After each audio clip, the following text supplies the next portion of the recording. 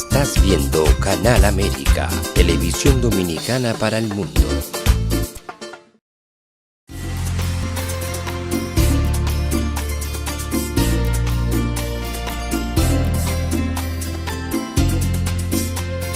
A Time for Truth show is sponsored by the Office of Dr. Bernard Fialkoff, a periodontal, dental implant and laser specialist in New York City, for over 40 years.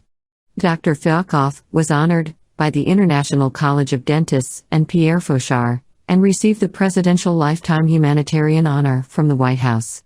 Call us at 718-229-3838. Sometimes life can be so damn hard. You don't know where to go. Everything keeps falling apart. Yeah. You try to do your best, but only God knows that you've given everything you've got, but the world takes you down. You just keep moving on. Let your fears. Welcome to A Time for Truth show. I'm your host, Dr. Bernard Fialkoff, and it's a pleasure to be with you again tonight. And many of you have asked, how do I get this show? I want to become a subscriber. What do I do? Very simple. You go on YouTube. You click A Time for Truth show. Again, A Time for Truth show. And then you'll get to the site, you'll click subscribe, and you'll become one of our members, and you'll be able to attain and be availed of all the previous episodes. So tonight, we actually have a very, very interesting guest who is very diverse in his fields of interest. I think you're going to find it very interesting because it's kind of a testament to really the potential that each one of us has that sometimes we don't realize or we don't use, but this person has. And engineer, if you will, let's put his pictures up on the screen and we'll introduce him first. Francisco Marte.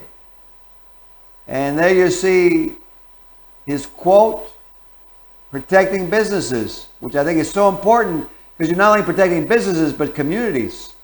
He's from Jarabacoa, Dominican Republic, and he's the founder and president of the Bodega and Small Business Group, a 501c3 trade organization representing the needs and interests of the bodegas, the small food retailers, the immigrant entrepreneurs of all ethnicities. He's the owner of Green Earth Group, having immigrated in 1986 during the worst of times when we were told that the Bronx was burning. There was tremendous economic and social unrest, and he's built a reputation because he's tireless. He continues forward, helping socially, and is a business leader for not only his Dominican people, but all of the different ethnicities and cultures of the New York area and the small business community, and is a champion of collaboration, diversity, that really symbolizes the revitalization of the entire Bronx borough. He's a leading member of the Mayor's Small Business Advisory Committee and was awarded a citation from the New York State Assembly and from Somos and my good friend Ramon Talaj for 30 years of dedication to the community as a leader and entrepreneur. And there you see him, the jacket, the blue, the turquoise shirt. And Buddha, if we will, let's bring him up live on the screen and bid him a warm welcome to A Time for Truth show. Bienvenido. Gracias. Thank you for having me. You know, it's a pleasure to have someone like you, and you have so much to share and so much for our viewers to learn from what you've done in your life. I want to ask you, let's start with the beginning, because you had to leave your country. What was it like for you when you first came here in 1986? Well, it was tough. My mother, she prepared everything, all of this paperwork. She bought a store for my brothers, and that was a very tough areas on Davidson Avenues in the Bronx. She did quick the paper to bring me because I'm the one that look more like my mother. My mother is a champion. She's a very hard worker, and she faced many obstacles also. And so I came to the Bronx. The Bronx was very dangerous. The crime was high. My brother has the store on Davidson Avenue. I was helping him there. And then something happened.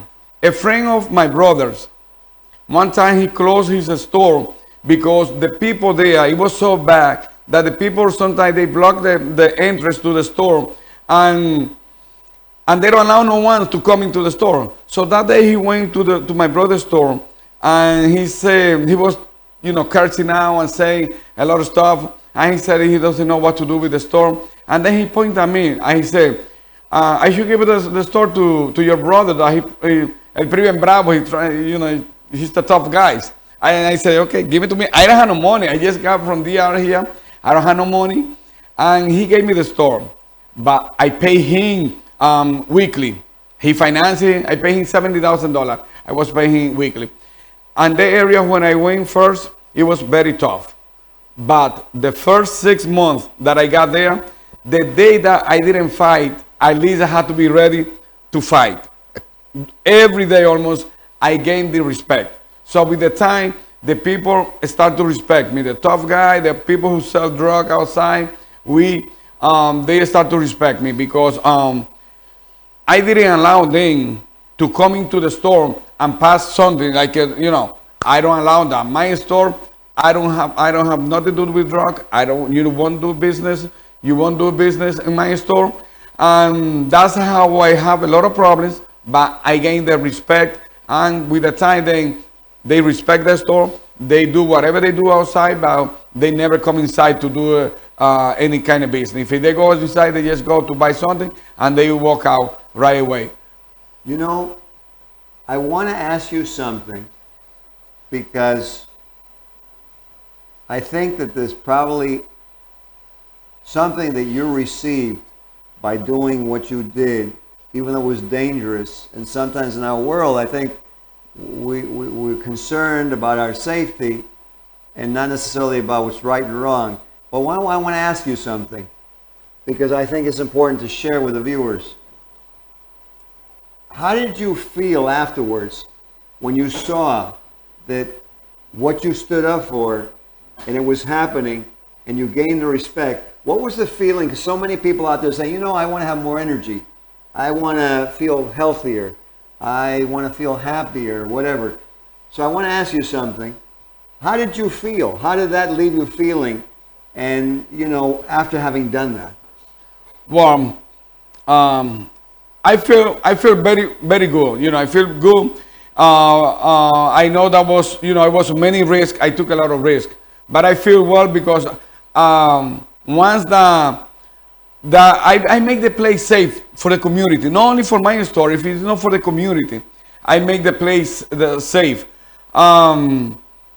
And having the people, the working class people that live in the areas, come so much respect for me for what I've been doing to bring more control on the community and more respect.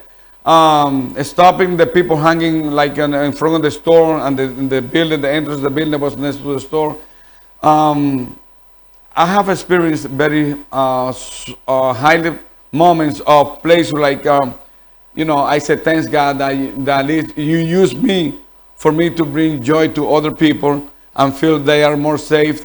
That they really, feel now like they like the neighborhood. So yes, I've been having a lot of experience on that, and I just continue to do what I start to doing. That was something that come up from me. I keep fighting. Now we are facing what I call is almost worse than before, because before it was consequence. Now it's no consequence. Now you do whatever you do, and you the next day you be out without not even having paying a bail. So now it's more danger on that part. It's more dangerous than before, because before the people they fear to the police. They know if they got arrested, they're gonna have consequence. They're gonna make time. If they play around with the cops, they're gonna get beat up. So sometimes we need that, especially the tough guy. We need that with the tough guy. We don't want having a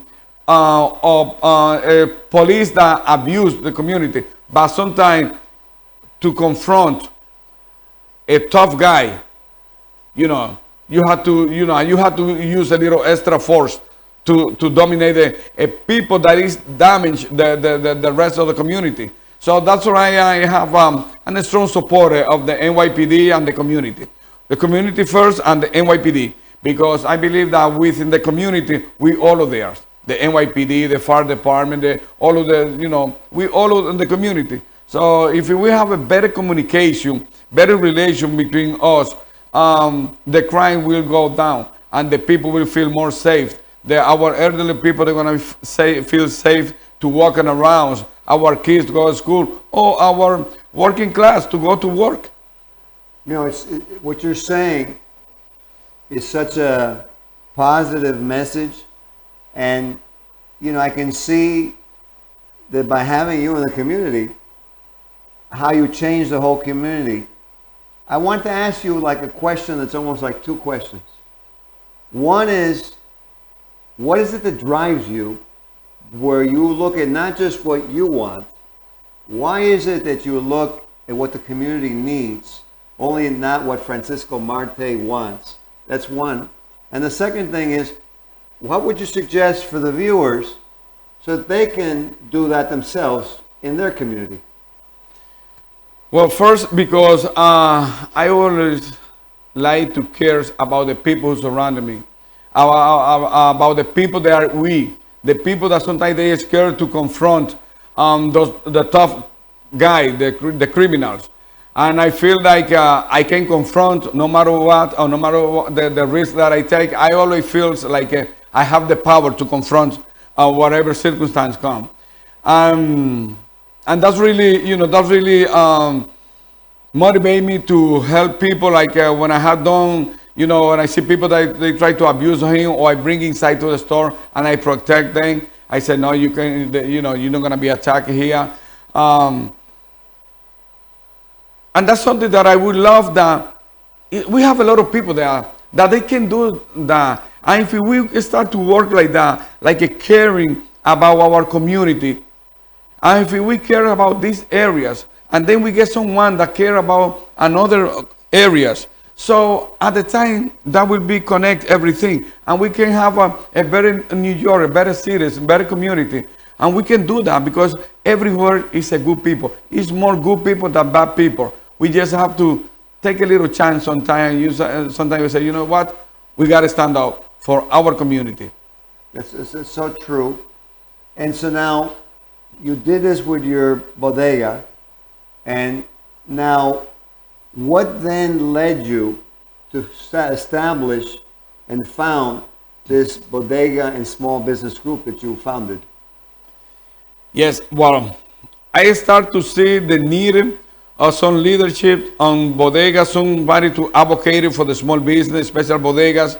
When something happened, that was a couple of years ago, with the case they used to call Junito.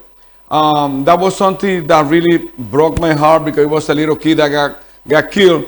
But the bodega's owner, he was the real victims of the violence, the victims of the parents that sometimes they don't take care of their kids. They don't know where their kids are, and then when something happens, they come to ask, and crying that this is my angel. But where were you when he was outside doing stuff?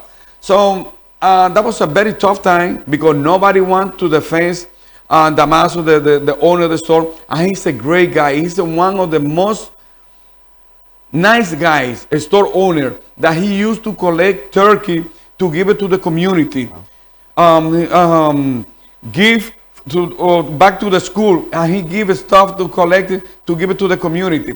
And then they was blaming him because the social media playing with the camera with the action. When they saw that he told the kid to go out, he was telling run to the San Barnabas hospital that was across the street, and he was telling go over there. And then the people was trying, like saying that even he was hurt, he was just throwing out the store. No, he was telling him go to the hospital, run to the hospital because he was bleeding. And that was something, that was the first time that I came up publishing to the fans. I organized a press conference for him so he can tell his version. And I was supporting him until he got his store back. And he was so lovely that the people loved him so much that even that happened there. He lost almost everything because the store was down. He lost all of the merchandise. He started from scratch again. Wow. And he was working there with his wife or his mother-in-law. Nobody else there. So even the community was protecting him. After all of the media passed, you know, a lot of irresponsible people, a lot of irresponsible elected officials that was calling for to close the store, to suspend his license. That was very irresponsible. We have some kind of no leaders, because they are no leaders. They are elected officials that they always taking advantage of what is popular, and they taking advantage of that, and they just getting into that to get popularity, and that's what they did, and that was what they have been doing also when they come to defund the police. Right. You know, there was a wave that for one case, yes, that was a bad case, but for one bad action, you cannot say that the whole department, NYPD, the whole United States is a bad people. No, we have our family working there. They risk their life to defend us, to protect the community. So they deserve respect also. They come with the worst of the worst that happened here was the legalization of the marijuana. When they first came, that was my first press conference that I organized. Uh-huh. And I got nervous and my mind set back. And then I came back again. I said no, because I never give up. I never gave up, you know, and I never give up neither. So I be against that. So on the first attempt, it fails. They didn't approve it. So the years after that, Cuomo came again with that, and they approved to legalize the marijuana. That's the worst thing that is happening right now for our community, for the low-income community, where the people can smoke, they can get the weed so free and smoke. How you think that a guy that I have seen kids 14, 15 years old, before they come to the school, they come to the store to buy some candy, some stuff, and they already have a smoke, a joint. Do you think that when they go and they be in front of the teacher, do they will keep something in their minds? Right. You think that their mind gonna be in the class that the teacher is giving them? No. So exactly. So the governor was saying that we need to balance our budget. Listen, we don't need to legalize the marijuana to balance our budgets. It's so many resources where the money can come to balance the budget. And at the end of that money just will come for corporation and the government. The people who are having the license, they won't make that much money neither, because that's something that is too much regulate, and all of the benefits go to the producers and the people who pack it and they sell it and they deliver it they bring it to the store. So that bad for our community. And you know what that's gonna create? The same market that they create with the cigarette when they start to tax the cigarette so high, because they said that if they tax the cigarette high, the people will stop buying. No, it's a black market, underground market that grew up like crazy. Now we are selling more cigarettes on the New York City on the black market than legal cigarettes. Wow, I didn't realize that. Yes, That's interesting. You would know something like that. So interesting. And then your point that you brought out too, that I think sometimes we forget about. You, you said that I want to actually bring out to our viewers, because what you said was profound. We can balance the budget in a different way. We don't want to take our children's future and an education away from them. How can they learn, like you said, when they're high on drugs? They're not going to learn anything. No, they won't learn anything. So that's, that was a bad decision that we have, that the elected officer or the leader that we have there, they have been making. And a lot of them, the elected officials, they be approving that. So they don't think about really the community. I believe that, because like I said, we have a lot of elected officials, but we don't have a leaders. You are a leaders that you want to serve the community, that you got passion. You need to have that passion to serve and to be for the best and go for the best of the community or the people, to protect your peoples. That what benefit you're gonna get from any law that you approve, just because you're gonna have more support. They're gonna raise more money for you to keep running or stay in office. If you do a better job for your community, you will stay longer in the post that you was elected, because the people will understand that, and the majority of the people we understand, we love that. And still, even if the marijuana is allowed, is legalized, but it doesn't mean that it's accepted for the majority of the people, because it's not. There's many family members that they are scared about their kids going to the school, coming outside, going to the park, because they don't know if another kid under age 14, 13, they're going to offer a joint. And so it's no consequence if they find you with a joint. It's not arrest, it's nothing. So I believe that drugs have to be punished hard all of the time. Not just, and we got to stop that. They just, because the minority. No, you got to see who commit the crime. And it doesn't matter who you are, where you come from, what is your area. You just have to be punished. Pay for what you're doing. You break the law, you have to pay for that. And that's why that I believe that for us to have a better New York, we need to be having more consequence when the people they violate the law and commit a crime. Right, there has to be, you're right, there has to be a right and a wrong. It can't get to the point one day where somebody kills someone and say, well, he wanted to kill him, so I guess it's okay. But it sounds a little bit ridiculous. Yeah. But some of the things that they've done when I was in high school, if my father had found out, or my mother, or the teachers of the school, I would have gotten in severe trouble. And times change, I know that. But, we have to take a look at what is really right for survival of the community and what is wrong, like you said. But I want to ask you something, because I know the show is moving and it's so important. Because I see that you said something, and I really think it's important. With the small businesses and the bodegas and the people of the community, and how they're getting kind of like just taken over and destroyed by big corporations. So that individuals, which is part of America, is having the freedom to create like you did, right? Can you say a few words about what you think we should do so that the small businesses don't get destroyed by the large corporations? Yes, listen, if we go back to the history, before, on the 80s and the 70s, even in the beginning of the 90s, it was no big supermarket in the Bronx.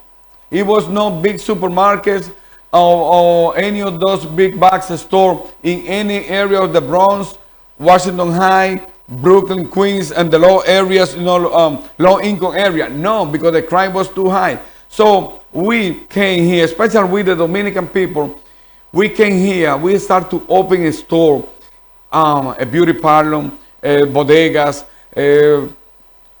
restaurant, mechanic. So we gave life to the Bronx. And then after we clean it up, we create jobs for our people in the community. Really, right. And then after we clean it up, then the big box corporation, they came. It's like they kick it out.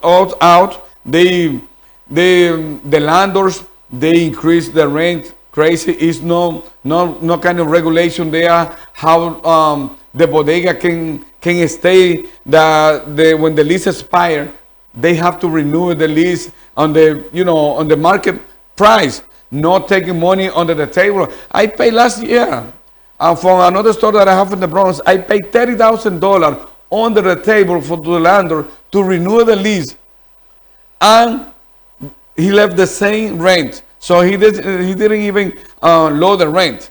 I gave him $30,000, and many stores they give you $100,000, $150,000, $75,000 to the landlord to renew, because we don't have, it's nobody to protect our business store. You know what I'm going to say, to interrupt you for a second?